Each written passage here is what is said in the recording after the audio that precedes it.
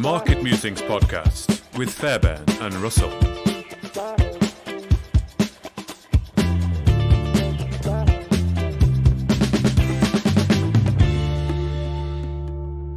Welcome back to the Market Musings podcast here, where today our guest from ATOME Energy PLC, the CEO Olivier Mussat, is joining us. So hello, Olivier. Thank you very much for your time today. How are you doing?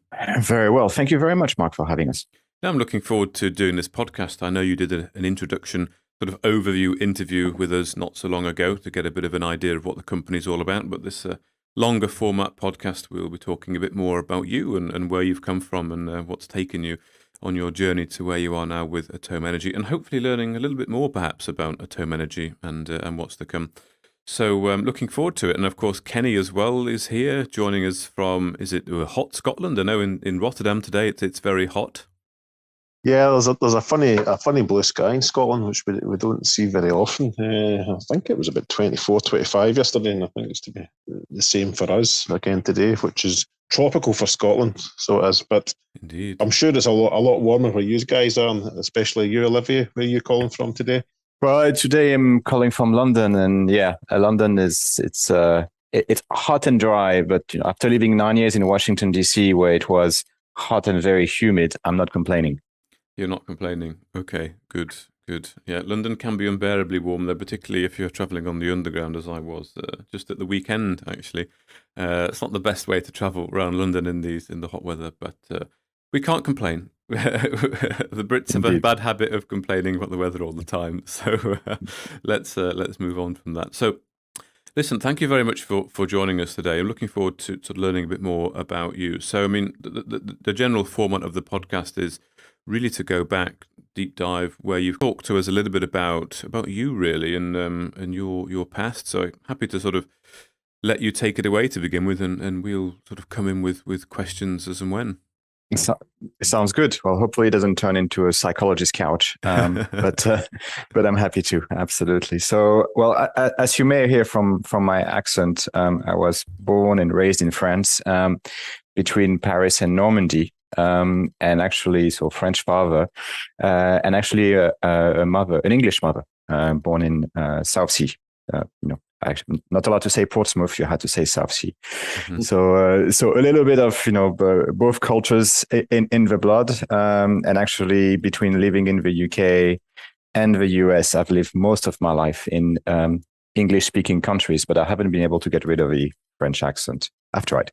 Mm.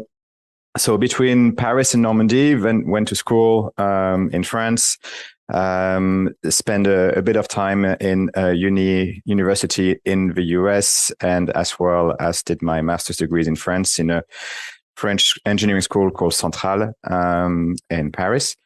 And I think career-wise, the energy sector was always fascinating to me because it was really the intersect of, politics, macroeconomics, and actually, if you were in the pure oil and gas exploration side, there was a little bit of let's be honest, I want to say technical gambling, where you're really hoping for the best and but also with a very high degree of improbability into what you were doing.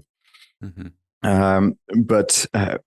So from an attraction, really the energy sector was really where I had a few things I liked. Right? I always liked what was going on in the world, from a politics point of view, from a global economy point of view.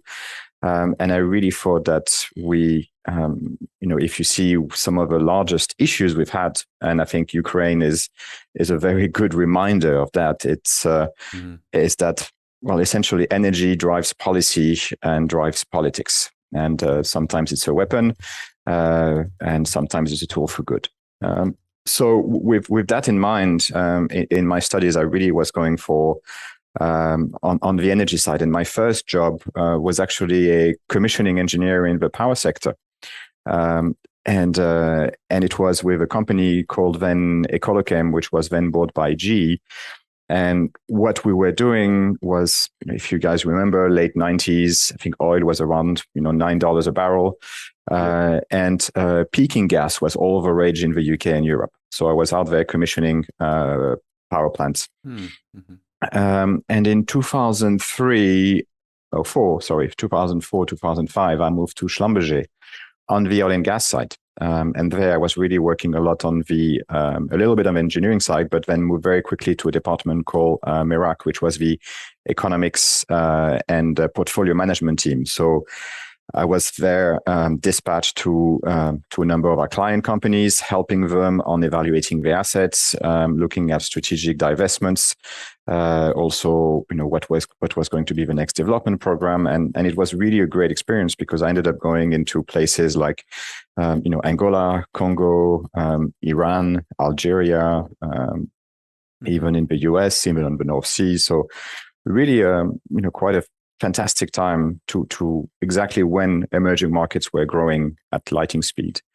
And 2008, just before the credit crunch hit, a number of banks were developing very fast their oil and gas practices. So after quite a number of conversations with a number of banks, because I thought that from my point of view, I thought, well, I understand the engineering side, I understand how to run the numbers. I'm really curious about how do you finance these massive multi-billion-dollar projects.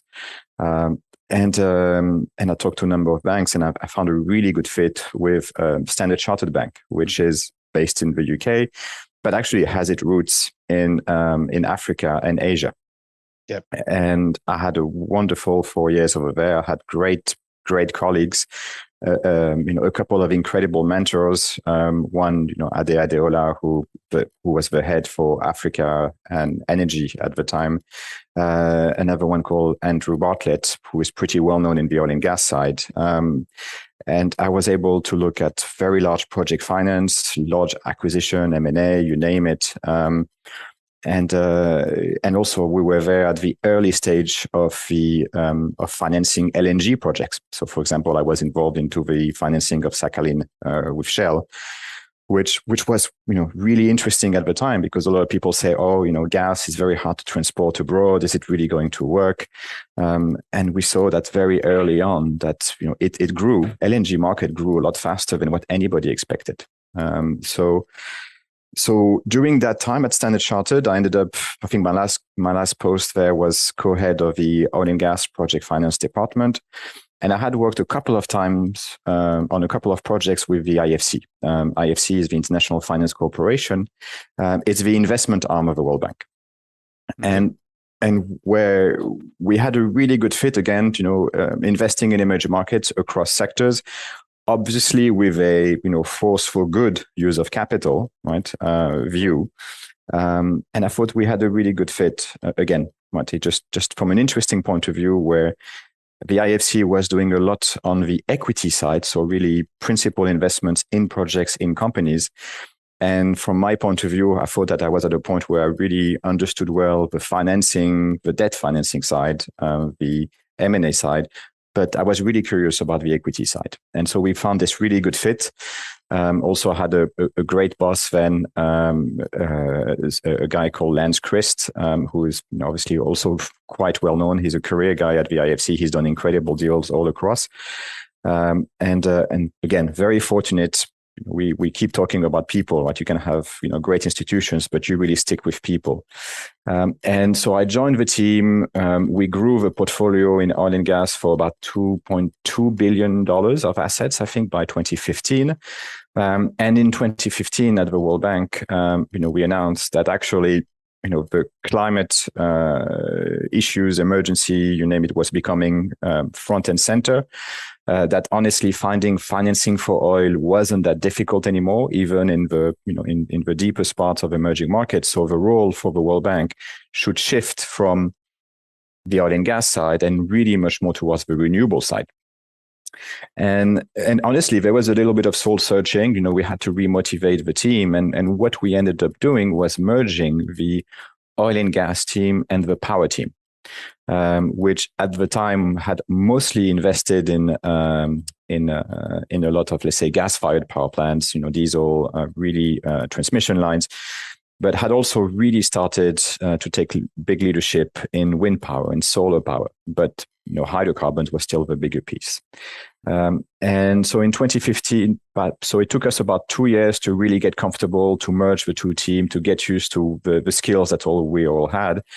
And by 2019, so we had these two portfolios together represented about $11 billion of infrastructure energy assets. And we had shifted from being 60-70% hydrocarbon based or linked to 60% renewable linked. And so quite an achievement. Again, just because the people really gelled together and really went forward with a mission. As I say, it wasn't easy, right? But we made it happen. And so I ended up being chief investment officer for the global energy side, and also took quite a keen interest on the new tech side of things, which was battery storage and hydrogen. And so I ended up speaking to a lot of our former clients and say, well, listen, if we can do it at the World Bank, which is an incredible organization on many points of view. You have the smartest people you will ever meet in your entire life, but they are not, it's not the same drive as the private sector. So it takes a bit longer.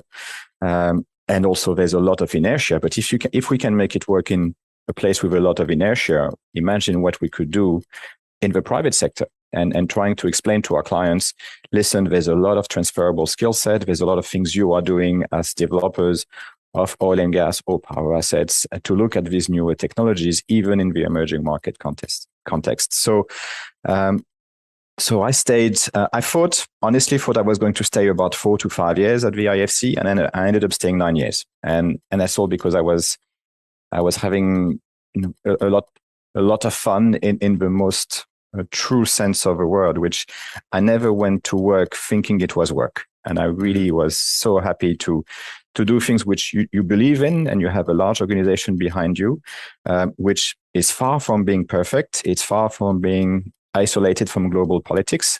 You have to remember that at the World Bank, we essentially have more than 180 shareholders, and that we have more than 20 board members which are all seconded from their own finance ministries or foreign ministries. So you end up in presenting projects. These people are generalists and come from an economist background, so they are not specialists whatsoever, but they really understand the picture. And it was Dragon's Den every single time, and also with some interesting characters and interesting egos, right? So and sometimes you get stuck in the crossfire of global politics, where you see projects not being approved because there are some problem in one country and another country is very concerned about it. And sometimes you see projects which honestly, don't look good on paper, but have so much of a potential impact on the ground in the country for the people you give access to water or power or food, that you just say, yes, it's very likely we will lose money, but the people will benefit will benefit from this greatly. So it is absolutely worth the risk. And it's not something you can do in a regular private equity world. Mm-hmm. Mm-hmm. So, before I get into ATOME, I think it's, that's really what I want to live with, which is, I know there's a lot of people who have certain opinion of global institutions, but in the end, it's all about people, right? And if you have the right people at the helm, the right CEOs, the right VPs, with the right motivation, incredible things can happen. Yeah, I think investors are a lot more savvy nowadays, Olivier, and what they do is the olden days you didn't really do much research, but now there's so much information available on the web about the people behind the company, the projects and your background and your career, that people want that almost that comfort blanket of a successful career before they part with their money. So people make companies, so they do. I'm with you. I don't care what if you've got a 1 or a 10 million ounce gold deposit, if you've not got the right people in that company to drive that forward, then it's worthless. So it is. But I just want to jump back, because obviously it's quite an interesting journey, Olivier, because obviously you were at the coalface to begin with as a field engineer. Can you just expand on what you actually done at GE for the 4 years? Because obviously you meet a lot of different people at the coal face, and most of them are characters. Because that's my kind of background. I've been an engineer most of my life, and you meet all people from all walks of life. So you do. You do, right? And I think also it's it's an incredible experience because you have all backgrounds, all working towards the same goal. And also it's when you're turning spanners, it's a great equalizer, right? Because you'll be sitting next to a guy who's got multiple PhDs and somebody who to your left is a regular Sparky who's been there for 30 years and who's done it all, right? So to an extent it's almost like going to the army, frankly. So where I was, I was actually all across on the energy side, where most of our work was on the commissioning of peaking gas, but actually in what I was doing more specifically was on the water treatment side. So as you guys know, when you commission any type of industrial facility, you need a lot of deionized ultra pure water to go and to use steam to clean things when you run turbines, especially in the heat. You end up you put also deionized water into your system to increase efficiency of the turbines. And also, if you work on the refinery side, you also need to make sure you have the right water, the right amount of quality of water. And what I learned there very quickly is that unfortunately, water is less than 2% of the cost, but it's nearly 50% of the reason that you have to shut down facilities. And you realize you are part of this ecosystem, and you are working on a sometimes 24/7 rhythm that everybody has to play its part, no matter how small. And if you want to get problems done or resolved, you have to be incredibly honest and incredibly transparent, because sometimes the smallest mistakes can lead to a loss of life, right? If I'm in banking, honestly, like, okay, my biggest mistake would maybe slip onto my Excel spreadsheet, and then there's an extra zero or a zero missing, right? Okay, well, it's someone, I'm not a trader, so nobody would directly lose money, but okay, worst case scenario, you lose a few hours. If suddenly I close the wrong valve, well, somebody can be on the other side of that pressure point, and the whole thing can explode in his face. So I think I learned responsibilities like that at a very young age. Also, I was ingrained, and I give credit to Schlumberger on this one, on the health and safety side. Very, that how important it is. And also, again, you touched on the people side, Kenny, but that in the end, people are your biggest assets. So it's yes, you have this great power plant, and which may be worth 200 million, 2 billion, 10 billion if it's a nuclear power plant. But without the people, it doesn't run, right? Yeah. So treating the people right and making sure they are part of a team is certainly quite important. Now, it doesn't. I certainly don't want to have people to think I loved it. I mean, I can remember being at one point I was on the Bacton terminal. I was managing the replacement of a MEG unit. So you put MEG into the gas pipelines so that you don't have water freezing into the pipelines.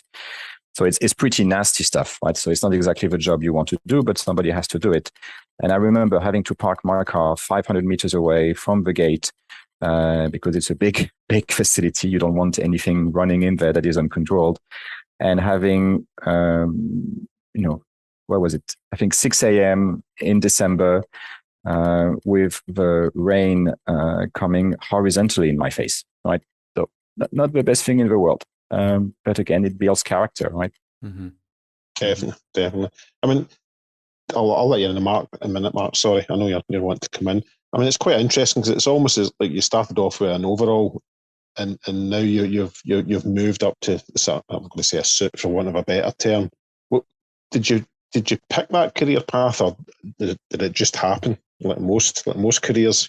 So you can never plan a career. Sometimes it just happens. So yeah, sure. Itself. So I still have my overall, and I still have my toolbox. Right? And I still use my toolbox, right? So I don't use it. I use it to repair motorcycles now. I don't use it to do anything, remotely similar to what I used to do, right? So I think I picked it from an interest point of view, right? I've been the type of person who learns much more by doing than in books, right? I love reading, don't get me wrong, but I think the curiosity comes in that I just, I need to understand how it's done, and I need to see, how people do it. So that's why, I went from a career at Standard Chartered where I was making, a very, very good living, to one where I took honestly a salary cut to join IFC. Well, number one, because it's a global institution, part of the World Bank. So clearly you don't expect to work for these places and make the same money as investment bankers. But I was fine with that because I wanted to learn something new. Right? So it's, I think it's, for me, it's just it's the way I've functioned, right? It's curiosity. I always wanted to know and be able to work in the energy side, but I really wanted to be able to say and to understand how it works. And it's also one of the reasons I went into banking. Like, why is it that, they chose me versus another graduate from Harvard? It's just like, well, actually, because I could, relatively call bullshit because I knew some of these things that didn't make sense, that make sense on paper. But then you can ask a question. It doesn't mean I know how to do it better than a 40-year-old engineer. Absolutely not. But I know to ask a question that is missing. Yep, makes sense. No, it's interesting. Your career's kind of been guided by curiosity. I think mine's more, of opportunity that's just presented itself. What about you? You're maybe a bit different, Mark, because obviously you worked for your dad for most of your life. I'll let you in, Mark. Sorry. Yeah, I suppose that mine was more opportunity. This opportunity to do what we're doing now was a new one, and of course the opportunity my dad gave me. So it probably was more of a, what was happening at the time sort of thing. But I did like what you said, Olivier, about that kind of team ethic. And I know my father was big on that in his company, and he always referred to the team as a rugby team, and how important that team. In fact, we had rugby shirts printed with the logo on and like a bit of a mission statement for the company. But I think it's very important for people to feel valued in a team, to feel they are part of achieving something bigger together, let's say. And the power of a team is much more than the individual. So, I mean, presumably before we get into ATOME, that I guess is a big part of your management strategy, your CEO role at ATOME. Would you say? It even was at the conception, right? So, why did I move from a job which was guaranteed for life, with a pension guaranteed for life, into some place where I ended up putting my own money and not an insignificant amount of money. Again, took a salary cut, but also I think it's a great way to see if people are motivated. Is everybody took a cut to join a young company.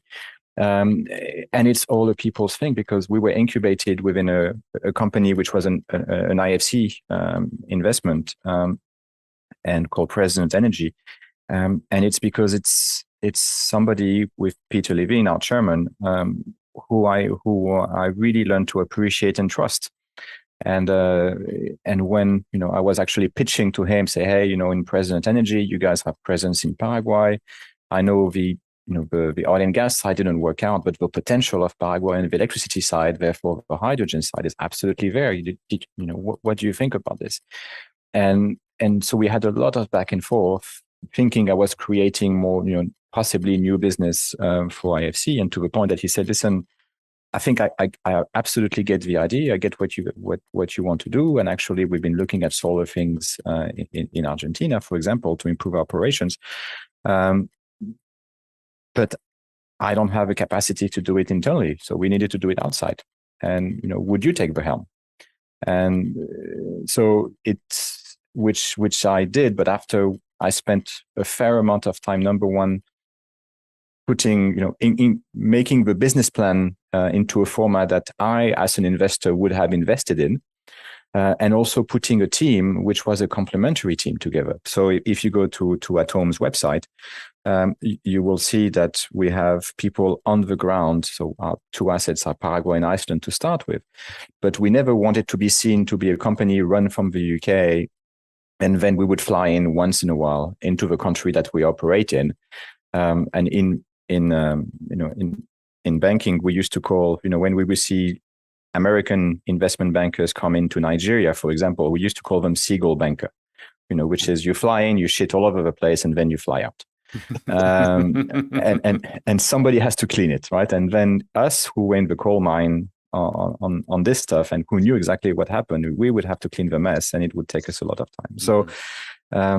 So similarly, for me, it was about finding the right people on the ground who could deliver these projects, which, they're not small projects, but they're not big either, but they have huge impact on the ground. And sustainability comes from being able to work with the local communities, with the local political environment, with the local economic environment.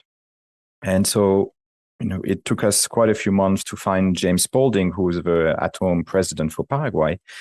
And Jim, when we were looking, we had three names that we were evaluating, and Jim was, above anybody else. Obviously, from his background, he used to run the Itaipu Dam, which is our source of power, for 5 years.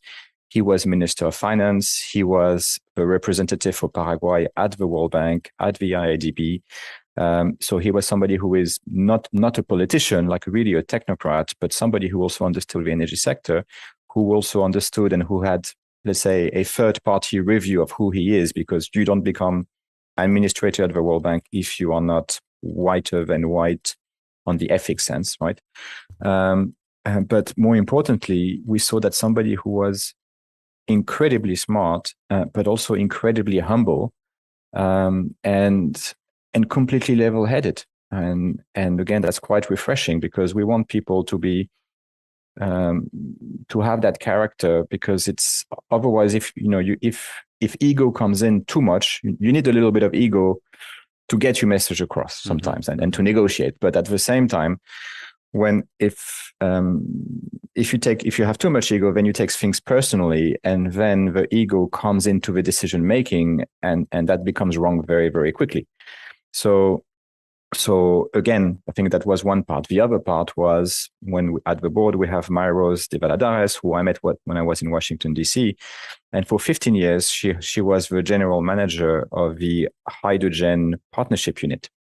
And she used to work at the US government National Renewables Lab. So she had seen the promises, the disappointments of hydrogen, and she had contacts all across. So as you said, in the end, the smart investors invest in people, and the projects that work well work well because of the people and because of the team. So, and for some who have worked in oil and gas, you always saw the difference when an asset had the A team and the asset had the C team, and a company like Perenco, for example, who isn't very well known, but their whole business bundle that they had was identify assets where Exxon or Chevron would put the C or the D team, and they would buy it on the cheap, and they would put their own A team, and lo and behold, production would go up 2-3 times, right? Yeah, it's amazing what a difference a team can make. There's a stock that I know very well. It's a big success story on the London market. So it's Greatland Gold, and that was just hovering around, not doing much with a team that was sort of a bit demotivated, sort of stuck in their ways, and just a change of management there, invigoration, let's say, completely transformed that company. Obviously, a discovery of significant gold resource helped as well. But would that have happened if the management team hadn't changed around a bit? Probably not, I would say. So you're totally right there. So was ATOME Energy, was it your idea then that you've sort of founded and put together, built the team? I mean, how old is the company? Oh, well, it's, I'm certainly not taking any credit whatsoever for the idea, right? Mm-hmm. It all comes from a lot of the work that Peter with President has put in. Mm-hmm. I think, I'm part of the execution side and enabling side. So I think our first discussions, Peter and I, and again, it was on the side of me, really trying to, identifying where would be the next hydrogen hotspots? Okay, so let's start with that. Obviously, the hydrogen economy itself, it's, as I said, we've been producing hydrogens for nearly 100 years. Right? There's nothing new in it. Electrolyzers are more than 80 years old now. But with the scale we are looking at, and what needs to happen for the green hydrogen side, it's the reality is you need a lot of electricity, and you need it at a very cheap price. And you need to be able to sell your product into a place where the other products are more expensive, i.e. diesel or fertilizers. So otherwise, you need a very large amount of subsidies, which is what's happening now in Europe, happened a little bit in the UK, and will be happening in a big scale in the US. Because 70% of the cost of producing hydrogen green hydrogen is directly related to the cost of electricity. The same way that producing gray hydrogen, so from natural gas and coal seam, it's between 70% of 90% of the cost of that gray hydrogen is related to the hydrocarbon molecule. But it's as simple as that. There is no magic behind it. So we saw that there were a couple of specific places where you could do it and do it quickly. And Paraguay is one of them, and actually is the best one globally, because Paraguay, and people don't really know Paraguay, it's a landlocked country in the middle of Latin America, in between Brazil, Chile, Bolivia, Argentina, and yet it's the most democratic country, stable democratic country. It's a center-right country. It's double B plus rated by S&P and Moody's. It's an export-based economy, so dollarized economy. Is the world's fourth largest exporter of soybean, for example. And it's also the world's largest exporter of renewable energy, because 40 years ago, the country and Brazil decided to invest into the Itaipu Dam, which is 14 gigawatt. It's the second largest hydroelectric dam in the world after the Gorges Dam in China.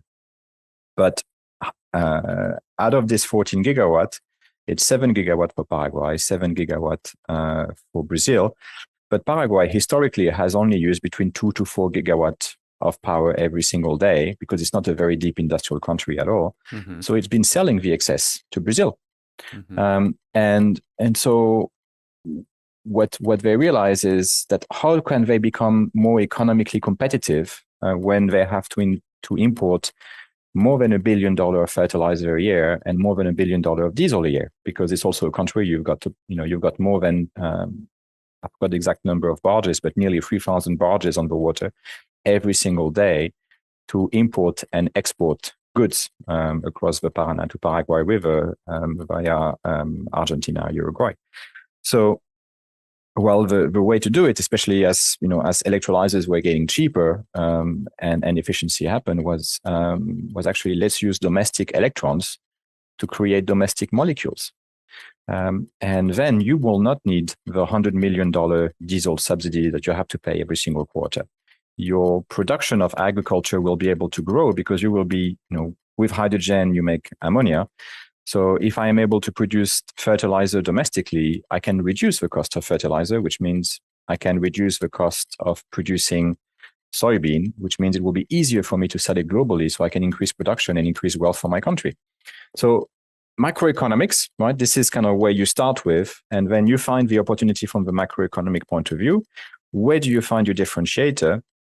And then after that, you go and you put the people, because otherwise, if I can have the best team in the world, if that team is working in Russia today, nothing will happen, right? Mm. So, or things will happen, but downstream of that thing is not going to be very useful. So, So that's kind of how the thesis started, and also what I saw was that as an investor of very large numbers, we saw that you have a huge growth into the green infrastructure funds, all chasing the same thing, which is, well, what can we do to help decarbonize and working into the climate change strategy and investment strategy. because let's be honest, it's climate investment is kind of a new tech, right? It's and so you have billions and billions and billions of dollars available, but not that many projects to allocate to. So I was exactly as an investor in that case where I was outcompeted on really interesting projects because there was so much money flowing. And I would see investors, and including very large, smart ones, beggars can be choosers, and they would negotiate themselves because they have to spend that money as a private equity fund or as an infrastructure fund. Also because of the promises they made to the investors, which is, no, I will invest into green, climate urgency is real, all of these things. And if you're a project developer and a smart one, you realize that you have all of these pressure points so you can get them to compete. And today you have wind farms in the US, in Europe, where infrastructure investors are coming in, and you look at the real numbers and they're looking at 2% returns before inflation, right? So it's pretty insane in a way, right? So I decided that for me, two things, right? Number one, from a commercial point of view, and where I wanted to be in my career was to be on the project side, because it was the idea was, if I can have more impact, it's going to be on creating a project which is good enough for investors to come into. And then there's the climate side, which is we are seeing a huge shift in our energy mix. It's going as fast as it can go with what we have, right? There's a number of, it's very hard to change the energy systems, and we can talk about that for a long time. But everybody has to do their little, 0.5% plus 0.5% plus 0.5%, and another time, we will get there. It's going to that transition is going to take a very long time. But if everybody is waiting for everything to be here, we're not going to move very fast. And the reason I say that, it's I can remember in 2018, 2019, we were having discussion with one of the largest utility at the World Bank, with one of the largest utility player in the world, on hydrogen project in Chile. And you say, well, why Chile? Well, Chile is one of the places in the world where you have a highest concentration of solar. So you would think that on a 5 to 10 year basis, with the cost of solar decreasing, you install solar panels there so you can produce hydrogen for cheap. And you start with a domestic market for hydrogen, which actually is the mining operations. So they would displace diesel in the large mining trucks and diggers by hydrogen, because in large scale unit it works. You also can transform that hydrogen into ammonia, but ammonia for explosives. Again, that's a great market. And then after that, you grow into hydrogen for exports. And all looks great on paper. Macroeconomic is fantastic. And I think we really get along well with the business development team of that utility. And their plan is, well, if we do all of these steps, it's $1 billion investment over the next 5 to 10 years. Say, okay, well, if you guys are ready to go, we will follow as investor. And they went back to their board and they say, well, we need, this is the plan. It's going to take up to $1 billion. This is the opportunity. The World Bank is ready to follow us, all of these things. And response of the board, which is a board which would say very publicly, we need to go green. We need to go faster. Company X is committed to do this. That same board says, that's great, guys. We think it's too early. You will get $10 million. And by the way, most of that $10 million will have to come from public funding, not from our own balance sheet, which is a multi-billion dollar balance sheet. So you realize the disconnect between, the wants, the opportunities, and to an extent, also some shareholder pressure. But you realize that these next moves that we want to do, that we can do, they will, it won't come from the large utilities of this world. It will come from the smaller developers who would then bring things to a scale that becomes mature enough for the big money and the big utilities to come in. It's always the case, though, isn't it? When there's a shift going on, it's always.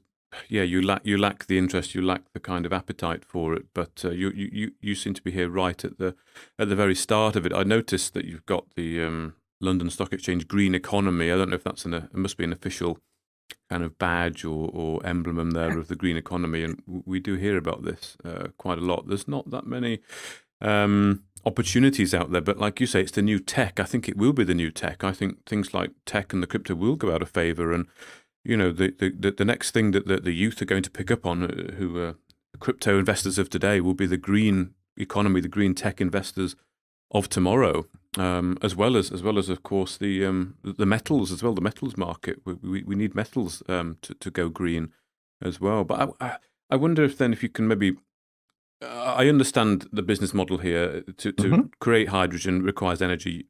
Use an electrolyzer to split the molecule, and you're in Paraguay. You're using the energy from the hydro dam, presumably to generate energy to do that, and the same in Iceland, but instead it's using the geothermal so it's sourcing economically, cheaper electricity in order to actually produce the hydrogen. But there's a couple of things I want to talk about. The first one is generally, you mentioned this hydrogen economy. So I want to understand a little bit more about the opportunity for hydrogen going forward. But also, I think you mentioned ammonia, and you have this sort of, I don't know if it's unique, but it's a very interesting way of actually transporting the hydrogen rather than as a gas, but as ammonia. Is that right? That's correct. And I think the way we say things now, or we try to explain, is, hydrogen is the hook. I think it's it's ingrained in the mind of the people now, that it's like, okay, this is the next natural gas. It's the next LNG. It's hydrogen, right? It's a molecule you can use into the natural gas systems. I think on one hand, it's easier to understand, but the hydrogen market itself is completely nascent. Now, the advantage of hydrogen, it's a base chemical, right? It's a molecule. That's what it is. And with hydrogen, once you have produced your hydrogen, you can actually use it as the base chemical to create ammonia. And so what you would do is, as you say, you start with water, pure water, put it through an electrolyzer, which separates the H and the O's. That H is the hydrogen. Then you have a Haber-Bosch process, which strips nitrogen from the air. Again, like it's just electricity. It's, Haber-Bosch is a 100-year-old process, nothing new. And you combine the nitrogen and the hydrogen to create NH3, which is ammonia. And ammonia itself, today, 70% of all ammonia is used to create fertilizers. I mean, the rest, it's a mix of things along the industrial chain. And what we are seeing is that it's an existing globally traded commodity. So the worst thing you can do is you produce a product, hydrogen, that nobody is going to use. Right? There is no market. But I am producing ammonia in my first phases, and in the medium term, I will continue to produce ammonia from day one, because there is a global market for ammonia. All right, it's because it's a chemical compound which is used, as I say, mostly on fertilizer. And as you mentioned earlier, also hydrogen is great, but it's very difficult to transport on long distances. Exactly like natural gas. Why do we have LNG, liquefied natural gas? It's because you couldn't transport natural gas if you didn't have a pipeline system. So you would liquefy it, and you can produce natural gas in the US for cheap, liquefy it, sell it, send it into Europe, and then you transform it back from a liquid to a gas. And if you wanted to do that with hydrogen right away, well, the hydrogen molecule itself, it only becomes liquid at minus 260 degrees Celsius, which is, 100 degrees Celsius colder than LNG. So you can imagine the amount of power you need to that. And on top of that, it's a molecule which takes quite a bit of space. So so the energy content of hydrogen isn't that big. However, if you transform hydrogen into ammonia liquefies itself at minus 33 degrees Celsius, and you only use very box standard ships, which is, there's a global market of ammonia LPG ships out there. And it's 3 times denser in energy content than hydrogen. So what you do is you transform that hydrogen into liquid ammonia, and you transport it, and at destination, as you ship it, let's say to Japan, you transform the ammonia back into hydrogen, and you use it as hydrogen into the system. So that's the interesting bit about ammonia too. So what we are seeing is ammonia as a molecule where suddenly instead of using just fertilizer, it will start to be used to transport hydrogen.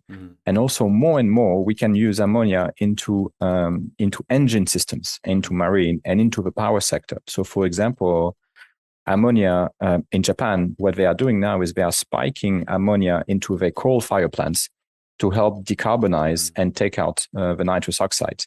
So it's from a commodity play point of view, it becomes really interesting because you have today 170 million ton of ammonia traded every single day. So it's very easy to see what the price is of ammonia now and in the future. But that same molecule is now, instead of competing for one major market with fertilizer, is going to start competing for fertilizer, transport, and energy. And so we are going to see, this shift which is going to come, and hydrogen is great for heavy goods transport, for trucking, for you can use it in your boilers. A lot of people are scared. Oh, is hydrogen going to explode if I use it in the boilers? Well, some people will remember that actually up until the late 60s, and until we had access to natural gas from the North Sea, we used town gas in our boilers. And guess what? Town gas was 25% hydrogen at the time. Right? So history repeats itself again and again. So there's a lot of shifts going on, which are very interesting to us, because we see this thing coming very fast. But you have a demand which is growing very fast, but the supply is not. So, which is one of the reasons we want to accelerate, and that ATOME was created. ATOME is, it's a play a little bit in the fact that we're trying to accelerate. It's a molecule that, and you're trying to go faster, because we want to take advantage of the disconnect that you have, which is a very fast growing demand for a molecule where the supply is not coming up, and if anything is coming down, because today 30% of all hydrogen in the world is made in Russia, Belarus, and Ukraine. And that ammonia is not having an easy access to the market at the moment. So if you want to have an effect of, in this side of 2030, you need to get going, and which is what we are trying to do. No, I think it's a very interesting way to approach it. As you say, that the market's not quite there yet for hydrogen, but it will be in the future. You've got the ammonia product to effectively make the business profitable and cash flow, and continue to build on what you've got for fertilizer use, and also, as you say, for it's the AdBlue, isn't it? It's used in trucking, isn't it, to help remove some of the NOx from exhaust fumes, but also, as you mentioned, in industry as well, to do the same thing. When do you see what's your forecast on the hydrogen market then, and where it's going to come? And also, I mean, we are sort of maybe I'm interested to get your sort of thoughts as well on perhaps what's to come this winter. I have a bad feeling this winter is going to be quite a bit of a wake-up call for Western economies. We see in the United Kingdom that the energy price cap has insanely gone high. People are really going to struggle, I think, to heat their homes in the UK. In Europe, where I am, there's already cold water in Hanover.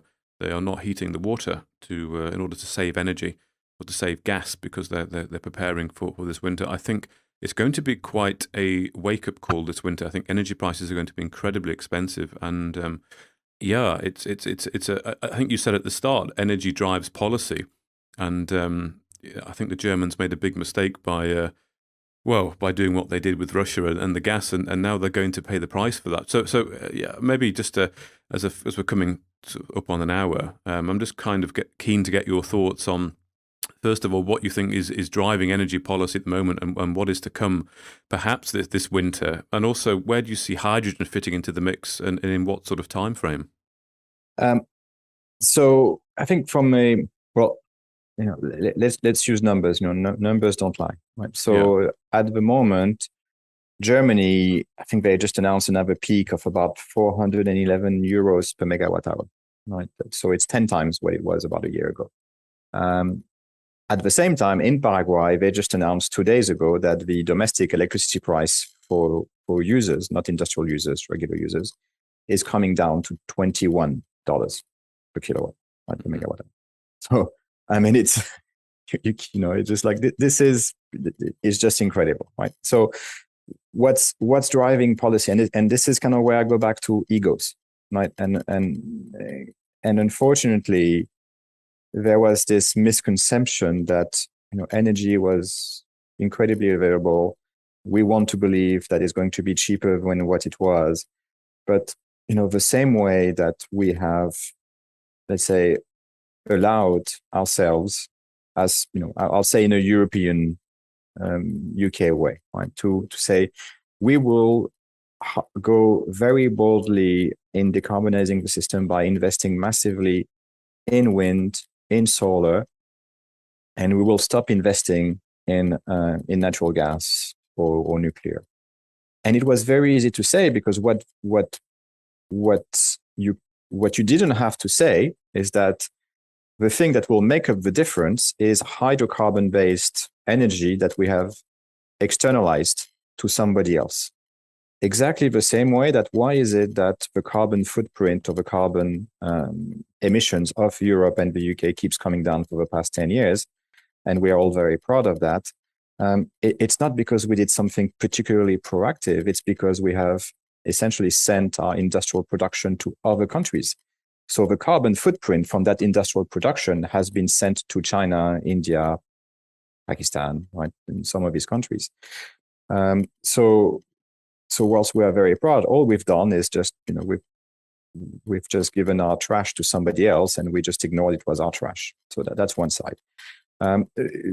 The other side is just also that, unfortunately, we forgot that one of the big reasons that solar panel prices has come down massively, it's because 90% of all solar panels are now made in China, which is great for some aspects, much less for other aspects, which is if we get into a real spat with China because of Taiwan, where the hell are we going to get cheap solar panels from? Right? So there's a whole combination of things where, unfortunately, it's not my quote, right? It's somebody else's quote, which say that, well, this is the consequence when you let a teenager dictate your energy policy based on emotions that something are happening and when we need to do something. But to an extent, experts were left out of the room for a long time. And this is essentially what happened, right? It's the people who knew about the stuff were told, you guys, you are part of the old system. We're having all of these renewable producers who say they can do this and they can accelerate that, and it's great. And guess what? Yes, it is possible, but these are 2040, 2050 plans. What do we do in the middle? Which is why gas has been and continues to be a transition fuel from a carbon perspective.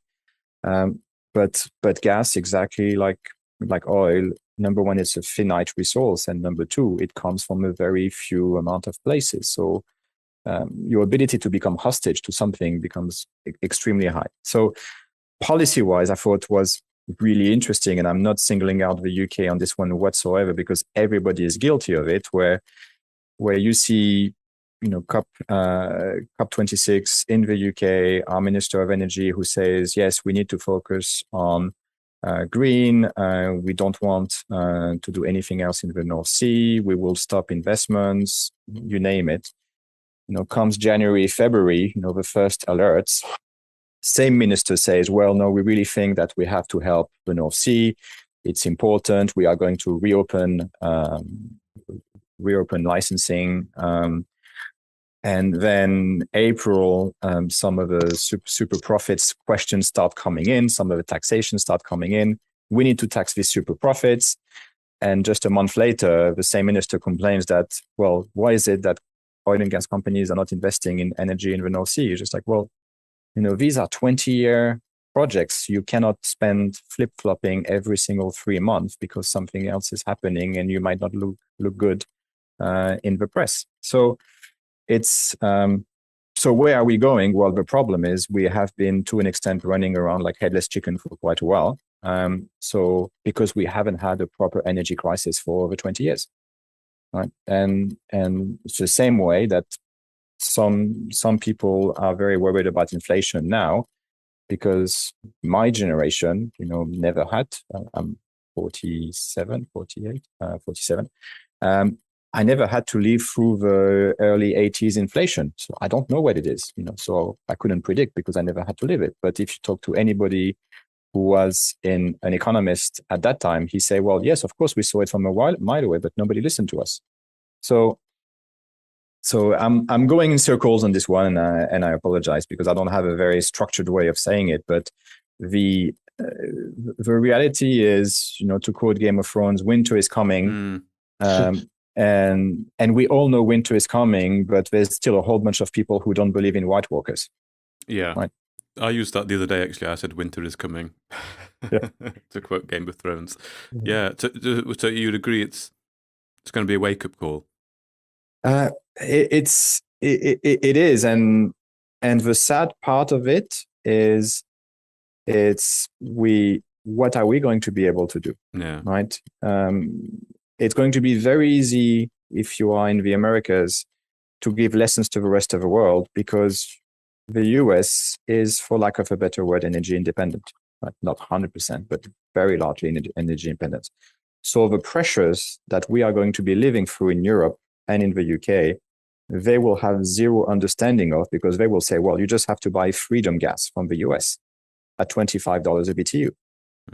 And of course, they would say that because they will make money out of us, right? So it's going to be very difficult for politicians in both the EU and the UK to find the right balance where you want to keep the moral high ground on the fact that we have a very, let's say, unjust war going on between Ukraine and Russia, but we will have, as consumers, we will be the one paying the higher price. I mean, not the human price, please. That's just so it's clear. Like the human price is way worse than anything else, and so I certainly don't want to be in anybody's shoes, either it's on the Ukrainian or the Russian side. But from an economic price point of view, it will be the UK and EU consumer who will bear the cost of other people who will take decisions which may not be based on realities. So it won't be pretty, and I fear I don't know what it's going to lead to. Could it lead to more nationalism? That's certainly one aspect. Could it lead to more investments domestically? I certainly hope so, because as I said, we have allowed ourselves to outsource a lot of our primary goods to other countries without thinking of the long-term consequences. And whether you are China or Russia, when you have governments which don't have to follow the same democratic process that we have, you are not playing in the same game, right? It is, Russians are playing chess, Chinese are playing mahjong. We are still playing checkers on a good day, because we have people who are spending at least 1/3 of their time in electoral sessions. And unfortunately, common sense comes out of the window very quickly. Yeah, indeed. It'd also be interesting where you position your money as well, your capital in this. I think it's anyone's guess really whether there could be opportunities to be had in energy stocks, energy companies, or whether things are going to get unpleasant and a lot of liquidation will happen. I think I'm probably hedging more on the latter option and heading more towards I think consolidations will be the word on one hand. You are seeing that already happening even in the renewable sector. There's an acceleration of that, and the other side is you also see some of the smart money going on, which is, why is it that the largest investor by a long shot on hydrogen at the moment is Saudi Arabia? Why are they going into that direction now? It's because they, as you remember when I said, because electricity price is the single biggest driver for the cost of hydrogen and therefore ammonia, then you have to invest massively today so that in 10 years' time, you will be the one able to produce hydrogen and ammonia cheaper than anybody else.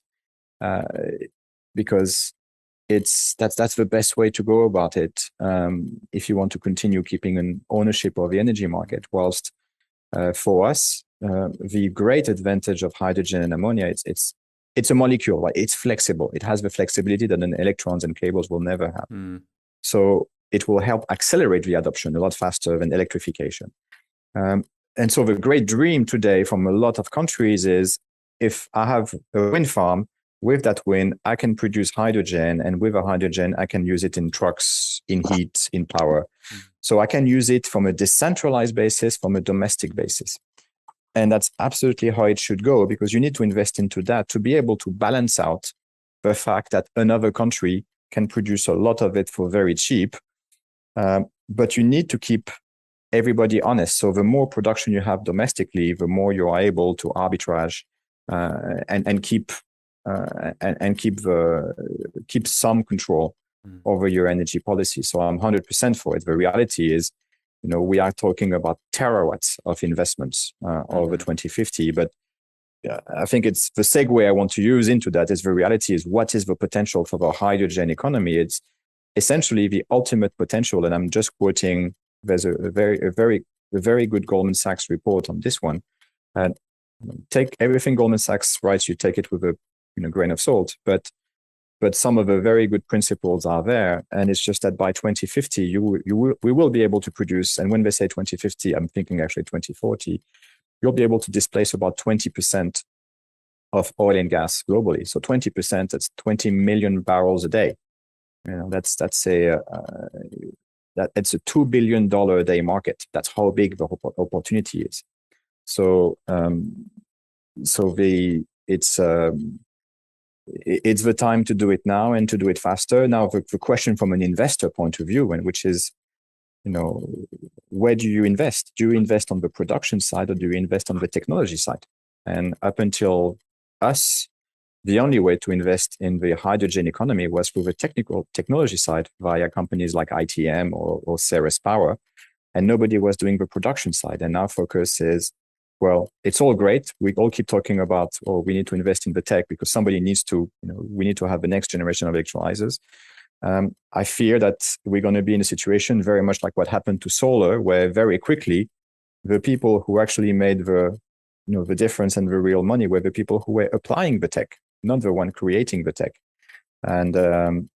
And you need to create the molecule, right? I don't need another type of electrolyzer. What I need is hydrogen and ammonia into my energy system. And which is what ATOME Play is, right? It's for us, it is to be a producer. And yes, we got the green economy mark from the London Stock Exchange. And I think it is actually something that you have to go through a process at the LSE. You have to show that more than 50% of your production or your income is related to something green. And it was an interesting test case, because actually they never had in the taxonomy of the way they had written it, it was always, they had never thought originally when they wrote the rules, I think it was back in 2016, there was no allocation for green fuels. Because the assumption was, well, a fuel has to be hydrocarbon, so a fuel cannot be a recipient of the green taxonomy. So we had to present the arguments, present the case, present the opportunity, exactly what we did. And then the LSE was agile enough to recognize it very quickly and gave us the green economy mark, because our focus has absolutely been into creating molecules which are essentially green and definitely greener than the hydrocarbon molecules. Yeah, well done indeed for getting that. It's a nice mark to have. And I think I've really enjoyed this conversation. We haven't spoken so much about ATOME Energy, but I mean, we did do that interview with you just the other week, and that gives a nice summary of the company and the business model. But I think this discussion on energy and hydrogen has been very insightful. I've very much enjoyed it, but I wonder if it's worth maybe, Kenny, have you got any further points, or we can maybe summarise and maybe throw Olivier the 60-second challenge? Yeah, I think that'd be a good way to end, Mark. I was just quite happy sitting listening to you two guys talking away. I almost felt like I was listening to a podcast for the last 10 minutes, which is good. That's the way it should be. But indeed. Yeah, 60-second challenge, I think, would be a good way to finish. Maybe we just throw that in, Olivier. We haven't given you a warning about this, but really, we sometimes do it just to finish off the podcast. Just give the guests 60 seconds to really make the elevator pitch for the company, the investment opportunities. So, I mean, are you up for the challenge? I'll try. Yes. Sure. Yeah, no problem. Well, I can count you in. So let me just get a clock up here. Yep. Okay. So I'll go. Don't worry about too much, but if you can get the 60 seconds, then that's bonus points. So in 3, 2, 1, take it away. So ATOME is the first company listed on the London Stock Exchange focused on the production of green hydrogen and green ammonia. With our first projects in Paraguay, where we have a pipeline of project of about 400 megawatt of hydrogen to ammonia, and Iceland in up to 100 megawatt. But the first project, which is now going through front-end engineering and design, is our 60 megawatt project in Villeta, which will be in production and producing ammonia by 2025. So we will be one of the first and fastest projects in the world to be a large-scale producer. So it's quite exciting time for us to be here, and we are certainly looking towards greening the energy and fertilizer sector in a time of energy and food security. There we go. 58 seconds I got that, so well done. You've got it all there nicely within a minute. That's perfect. Yeah. Now, listen, it's been great having a chat to you. I hope you've enjoyed it as well. I'm sure the people listening will find it very interesting. I'm glad we're having these discussions now. Well ahead of what's to come. There's some great opportunities, I think, in this space, particularly the green investment space. And I'm very pleased that we're sort of talking about it now. Ahead of the curve. No, thank you, Mark. Thank you, Kenny. Say for having us, and I really want to say us at ATOME. We certainly hope to be, that investing in hydrogen and green ammonia, because it's the market, is going to be recognized very quickly. That Web 3.0 is great, but Energy 2.0 is what's needed. Mm-hmm. Indeed. Well, thank you very much. It's been a pleasure, Olivier. Yeah, thank you, Mark. For your time. Cheers. Cheers, Kenny. Thank you for listening to another podcast from Market Musings with Ben and Russell. Tune in next time.